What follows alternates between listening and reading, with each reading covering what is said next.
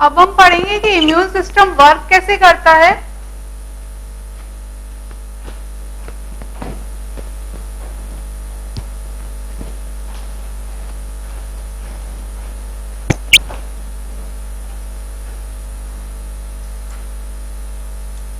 जब कोई भी इंफेक्शन, चाहे वायरस हो, चाहे पैथोजन हो, चाहे बैक्टीरिया, चाहे फंगल, चाहे और कोई ड्रग हो, चाहे अल्कोहल हो, चाहे ओपियम, कोई भी इंफेक्शन, कोई भी फॉरेन एजेंट हमारी बॉडी में प्रेजेंट होता है या एंटर होता है, तो वो क्या करता है? सबसे पहले वो हमें इन्फेक्ट करने की कोशिश करता है। कैसे? कि वो सबसे पहले क्या करेगा? अपना जो भी न्यूक्लिक एसिड है या अपना जो भी मटेरियल है, इन्फेक्शियस एजेंट है, उसको अपनी हमारी बॉडी में डिस्चार्ज करेगा।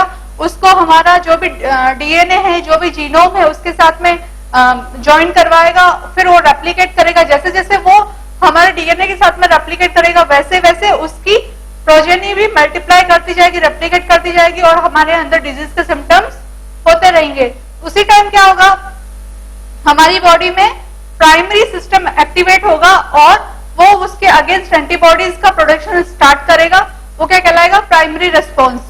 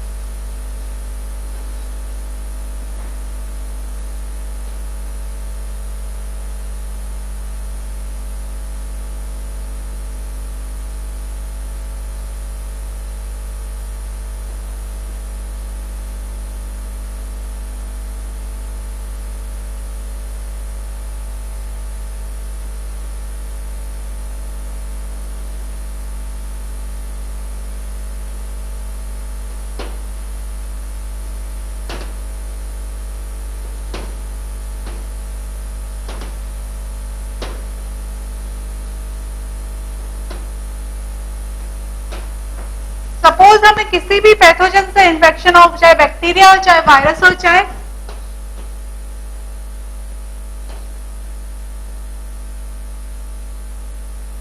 अदर पैथोजन, ये सब क्या करेंगे? सबसे पहले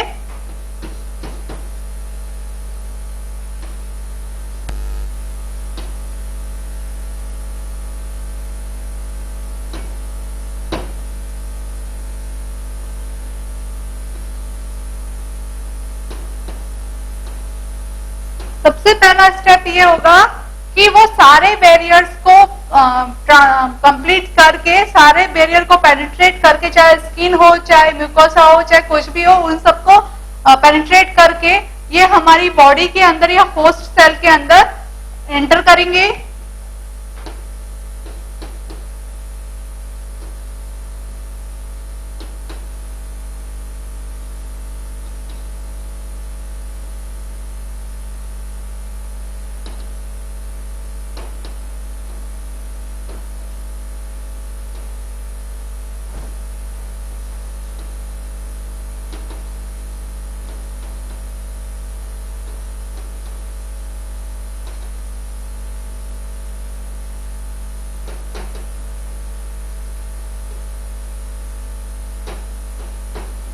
फिर वो क्या करेंगे कि होस्ट सेल का जो भी न्यूक्लियस है उसको पेनिट्रेट करने की कोशिश करेंगे, ताकि उनका जो भी डीएनए है, जो भी इंफेक्शियस एजेंट है, उन होस्ट के जीनोम के साथ में सर्कुलेट हो जाए या बाइंड हो जाए। उसके लिए ये कुछ सिक्रेशंस करते हैं, जिस हो सकता है प्रोटीन का हो सकता है टॉक्सिक मटेरियल का हो।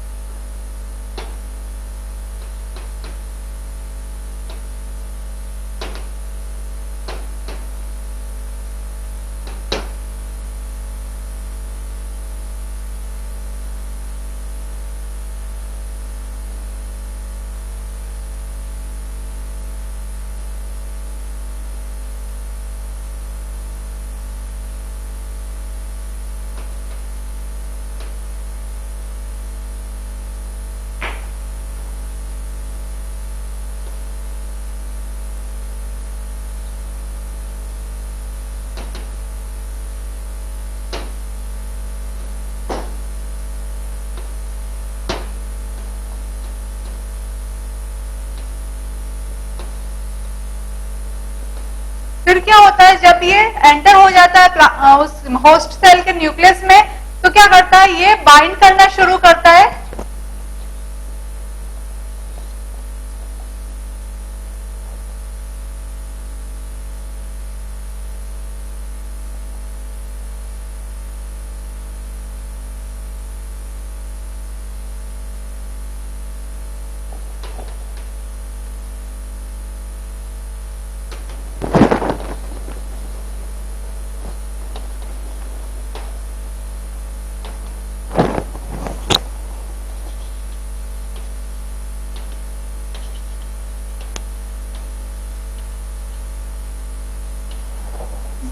न्यूक्लिक एसिड के साथ में, ये इसकी बाइंडिंग शुरू होती है और बाइंडिंग के बाद में क्या होता है,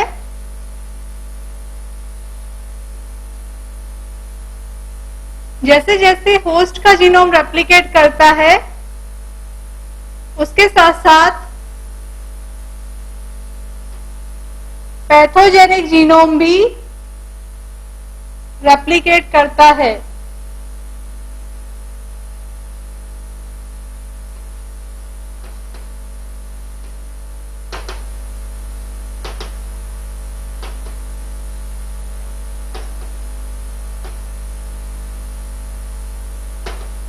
Pathogenic agent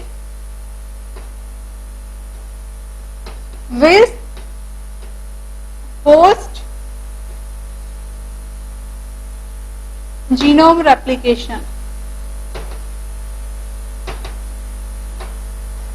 जब इसका रेप्लिकेशन प्रोसेस कंप्लीट हो जाता है, इसका मतलब इसने जितनी बार रेप्लिकेट किया उतनी बार उसकी प्रोजेनी में इंक्रीज हुआ है।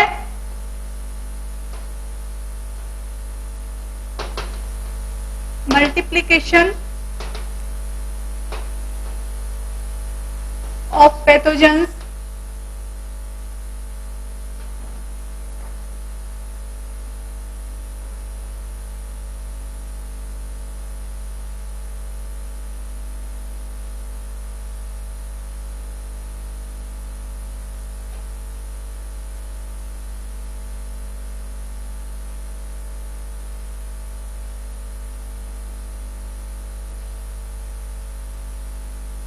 इस तरीके से मल्टीप्लिकेशन होना शुरू होता है। यानी इनिशियली एक पैथोजन ने एंटर किया था उस होस्ट के अंदर, लेकिन अब उसके अंदर उसकी मल्टीप्लिकेशन हो रहा है, उसकी प्रोजेनी मौजूद है। जैसे जैसे उसका मल्टीप्लिकेशन होता है, क्या होता है, इन्फेक्शन कॉज होना शुरू हो जाता है।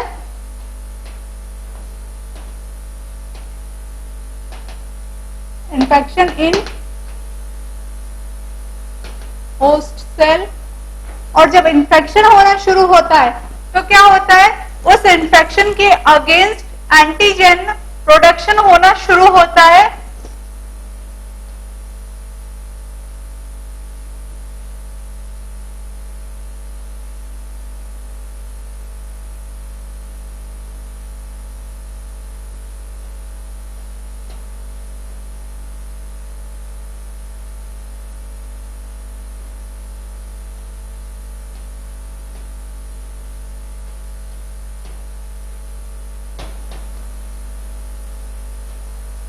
Production of antibodies,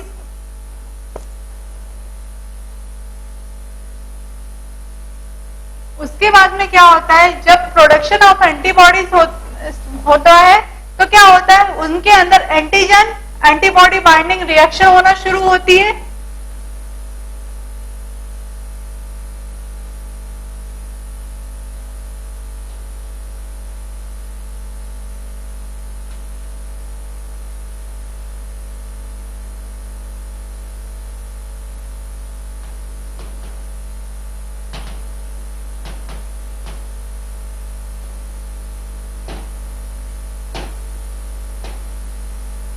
binding reaction, और यहीं पे जहां इन्फेक्शन होता है वहीं पे डिजीज स्टार्ट हो जाती है। और ये रिस्पॉन्स क्या कहलाता है, प्राइमरी रिस्पॉन्स।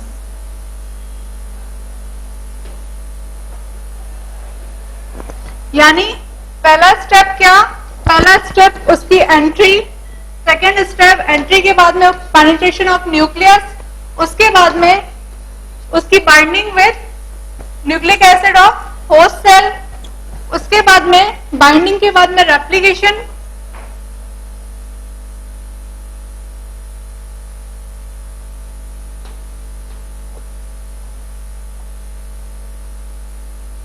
बाइंडिंग के बाद में रेप्लिकेशन और रेप्लिकेशन के साथ साथ मल्टीप्लिकेशन, मल्टीप्लिकेशन के बाद में इन्फेक्शन,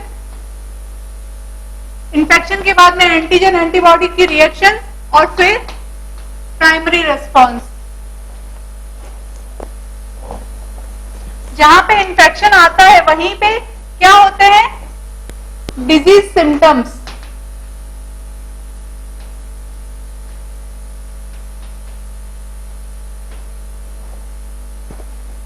जैसे ही कोई भी सेल इन्फेक्ट होती है उसके अंदर डिजीज सिम्टम्स आना स्टार्ट हो जाता है।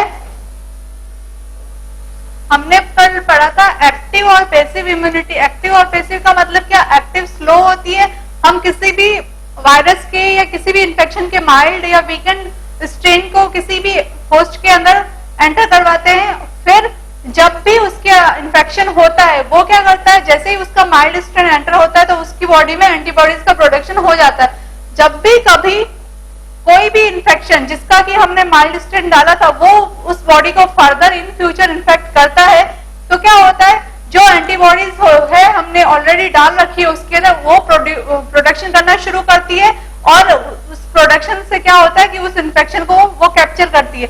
और ये प्रॉपर्टी किस पे बेस्ड है, उसकी मेमोरी पर, यानी कि वो उसको पहचान सके कि ये जो वायरस है या ये जो इन्फेक्शन है ये वही है जिसकी की एंटीबॉडीज मुझे प्रोड्यूस करनी है या जो कि ऑलरेडी इस सेल में मौजूद है। जैसे टीबी है, कैंसर है, ये सारे वायरस क्या होते हैं, हमारी बॉडी में प्रोड्यूस एंटर किए हुए रहते हैं, हमारे अंदर रहते हैं, लेकिन जब भी इनको फेवरेबल कंडीशंस मिलती है या कोई केमिकल से एक्सपोजर मिलता है या कोई ड्रग्स मिलती है या कुछ हमारी बॉडी में वीकनेस आती है, तो ये क्या करते हैं, ये इन्फेक्शन करना शुरू कर देते हैं। और पैसिव का मतलब क्या है, किसी भी इन्फेक्शन को रोकने के लिए हम वेट नहीं कर सकते, उसको जल्दी से जल्दी हमको एंटीबॉडीज के द्वारा या मेडिसिन के द्वारा स्टॉप करना है, तो वो क्या कहलाएगा, पैसिव।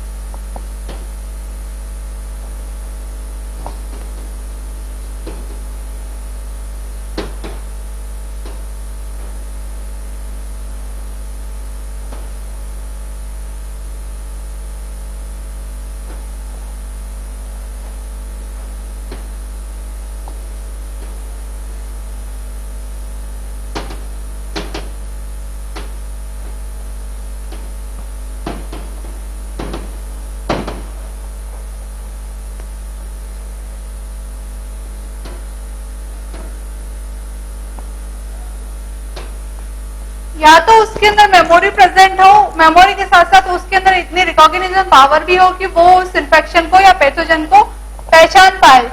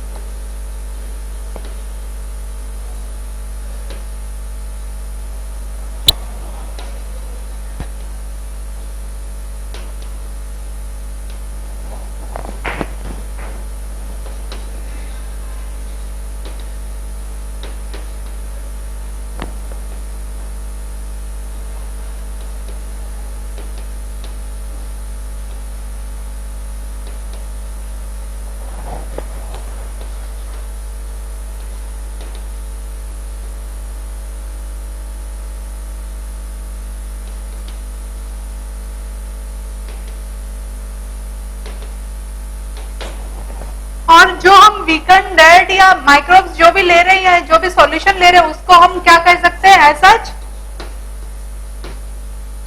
वैक्सीन।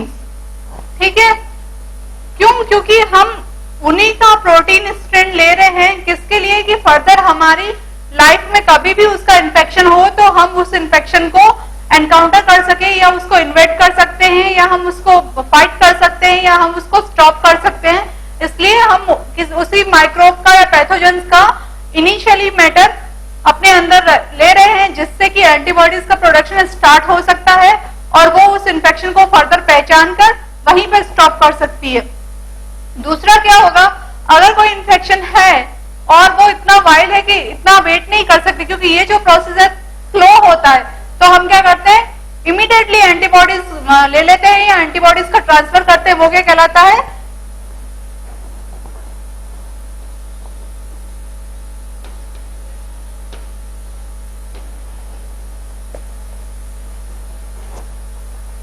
इसके अंदर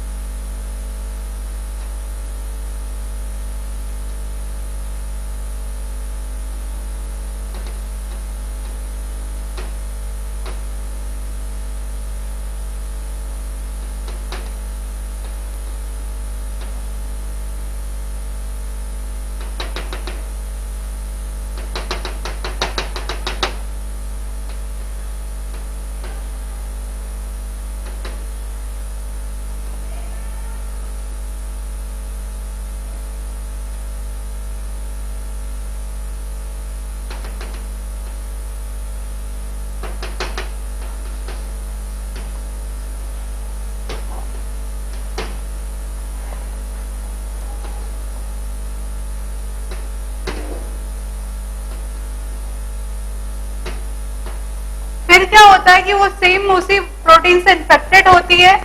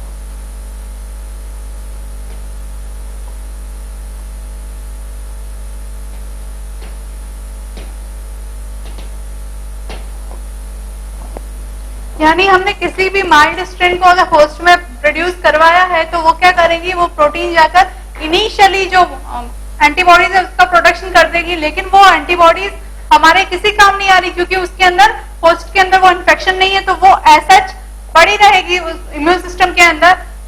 किस रूप में, जैसे कि हमने प्लाज्मा सेल से क्लोन बना था एंटीबॉडीज का, उसी तरीके से क्लोन के रूप में पड़ी रहेगी।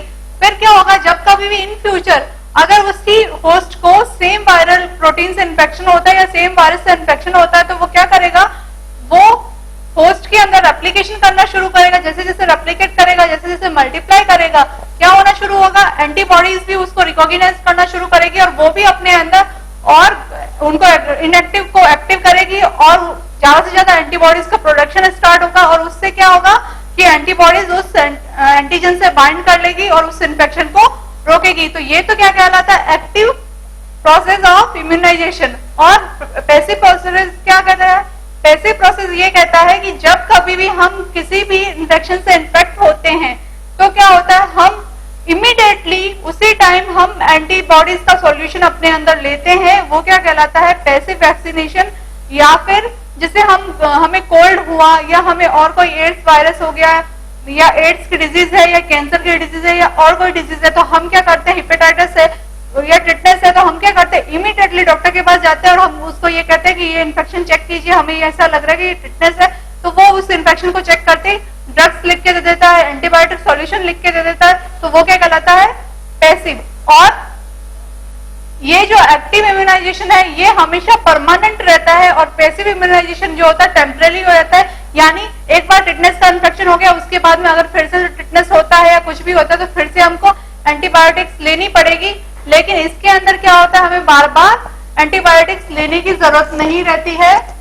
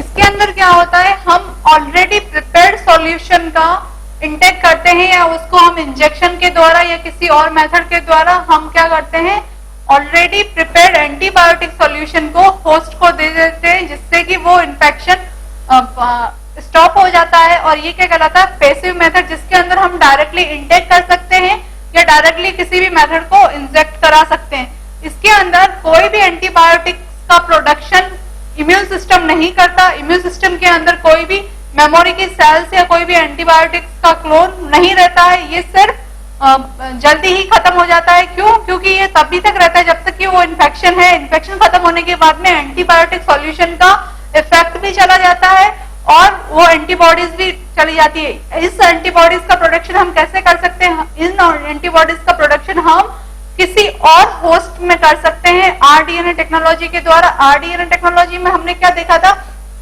हमने कोई भी डिजायर्ड जीन लिया था, उसको हमने किसी भी वेक्टर के अंदर इंट्रोड्यूस करवाया था, बैक्टीरियल डीएनए या प्लाज्मिड पीवीआर में या किसी और में, और फिर उसको इंट्रोड्यूस कराने के बाद में उसकी क्लोनिंग हुई थी। फिर हमने उसको होस्ट के अंदर एंटर करवाया था इलेक्ट्रोपोरेशन के द्वारा। इलेक्ट्रोपोरेशन का मतलब जब हम क्या करते हैं, इलेक्ट्रिक शॉक देते हैं उसको, ताकि वो जो भी हमारा डिजायर्ड जीन है वो बैक्टीरियल सेल या वायरस या फंगस जो भी हम होस्ट ले रहे हैं उसके अंदर ट्रांसफर हो जाए। मतलब हमको टिटनेस के लिए या हेपेटाइटिस बी के लिए वैक्सीन तैयार करनी है, तो हम हेपेटाइटिस बी का जेनेटिक मटेरियल लेंगे, उसको हम किसी भी बैक्टीरियल डीएनए के साथ, प्लाज्मिड के साथ में जोड़ेंगे, वो क्या कहलाएगा, रिकॉम्बिनेंट डीएनए। फिर उस रिकॉम्बिनेंट डीएनए को हम किसी होस्ट के अंदर इंट्रोड्यूस कराएंगे ताकि उसका रेप्लिकेशन हो सके। वो होस्ट क्या कहलाएगा, होस्ट कहलाएगा। और जिस मेथड से हम उसको डालेंगे, इंट्रोड्यूस करवाएंगे, वो क्या कहलाएगा, ट्रांसफॉर्मेशन। या और वो जो बैक्टीरिया होगा या वायरस होगा जिसके अंदर रिकॉम्बिनेंट डीएनए होगा, वो क्या कहलाएगा, एक तरीके से ट्रांसजेनिक या ट्रांसफॉर्म्ड सेल। फिर क्या होगा, हम होस्ट को रेप्लिकेट करवाने के लिए उसको रेप्लिकेट करवाएंगे। जब रेप्लिकेशन हो जाएगा तो हम उसकी टेस्टिंग करेंगे, और हम टेस्टिंग के लिए क्या करेंगे, वही सेम जीन का सॉल्यूशन रखेंगे, जिससे कि वो बैक्टीरिया या वो वायरस ग्रो कर सके जिसके अंदर वो रिकॉम्बिनेंट डीएनए का सॉल्यूशन हो। हम उसी जीन के द्वारा बहुत सारी वैक्सीन तैयार करेंगे या एंटीबायोटिक्स या एंटीटॉक्सिक मटेरियल तैयार करेंगे, और फिर उस टॉक्सिक मटेरियल को जो भी डिजीज्ड पर्सन है या जो भी इन्फेक्टेड पर्सन है उसको देंगे। मतलब कोई भी बैक्टीरिया, वायरस, फंगस, कोई भी इन्फेक्शन है उसके लिए इन्फेक्शियस एजेंट, जैसे कि एड्स का जो इन्फेक्शन एजेंट है उसका डीएनए होता है, रेट्रोवायरस होता है वो, और उसका डीएनए होता है। तो हमने उस सीक्वेंस को ले लिया जिससे कि एड्स कॉज होता है, उसको हमने प्लाज्मिड के अंदर इंट्रोड्यूस करवाया, वो क्या होगा, रिकॉम्बिनेंट प्लाज्मिड। फिर हमने उस प्लाज्मिड को किसी और होस्ट के अंदर इंट्रोड्यूस करवाया। जिस मेथड से हम करवाते हैं वो क्या कहलाता है, इलेक्ट्रोपोरेशन, क्योंकि हम उसके अंदर बफर सॉल्यूशन लेते हैं, CaCl2 लेते हैं और इलेक्ट्रिक शॉक देते हैं। जैसे ही इलेक्ट्रिक शॉक आता है, होस्ट सेल उस रिकॉम्बिनेंट डीएनए को अपने अंदर ले लेती है। जैसे हमने देखा कि होस्ट सेल रेप्लिकेट करती है, कोई भी सेल है वो रेप्लिकेट करेगी, अपने डीएनए को रेप्लिकेट करेगी। तो जैसे जैसे रेप्लिकेशन होता है वैसे वैसे उस डीएनए का भी रेप्लिकेशन होता है, और जब उस डीएनए का रेप्लिकेशन होता है तो क्या होता है कि उसके अंदर वो सारा डिजायर्ड जीन रेप्लिकेट हो रहा है जो कि हमें चाहिए। जब वो रेप्लिकेट हो जाता है तो हम उसकी टेस्टिंग करते हैं उसी जीन के द्वारा। अगर वो बैक्टीरिया या जो भी कॉलोनी है वायरस की फेज की, वो अगर उस पर सर्वाइव कर रही है फंगस की, तो इसका मतलब उनके अंदर वो डिजायर्ड जीन रेप्लिकेटेड है जिसका कि हमें रेप्लिकेशन चाहिए था। यानी हम क्या करेंगे, फिर उन होस्ट में से उस डिजायर्ड जीन को निकालेंगे और फिर उसका सॉल्यूशन बनाएंगे। और जब भी किसी भी पर्सन को वो सेम वायरस इफेक्ट करेगा या सेम डिजीज इफेक्ट करेगा या स्नेक बाइट करेगा, तो हम उसको इमीडिएटली वो एंटीबायोटिक सॉल्यूशंस दे देंगे, जिससे क्या होगा, वो एंटीबायोटिक्स वहां पे जाएगी, होस्ट सेल के अंदर जाएगी, और उसके अंदर जो भी एंटीजन प्रेजेंट है उनके साथ में बाइंड करेगी और उनको बाइंड करके उनको डिस्ट्रॉय कर देगी। लेकिन ये कभी भी परमानेंटली नहीं होता, यानी इसकी जो एंटीबॉडीज है वो कभी भी परमानेंटली नहीं रहेगी। इन फ्यूचर अगर हेपेटाइटिस या टिटनेस का फिर से इन्फेक्शन होगा या स्नेक फिर से बाइट करता है, तो उसको फिर से हमें एंटीबॉडीज प्रोड्यूस करानी पड़ेगी। तो ये क्या कहलाता है, पैसिव इम्यूनाइजेशन। और दूसरा हमने जो पढ़ा था वो क्या था, एक्टिव इम्यूनाइजेशन। इम्यूनाइजेशन का मतलब इम्यून सिस्टम से रिलेटेड है, यानी हम किसी भी पर्सन की इम्यूनिटी को इंक्रीज कर रहे हैं या उसके अंदर इम्यूनिटी को डेवलप कर रहे हैं।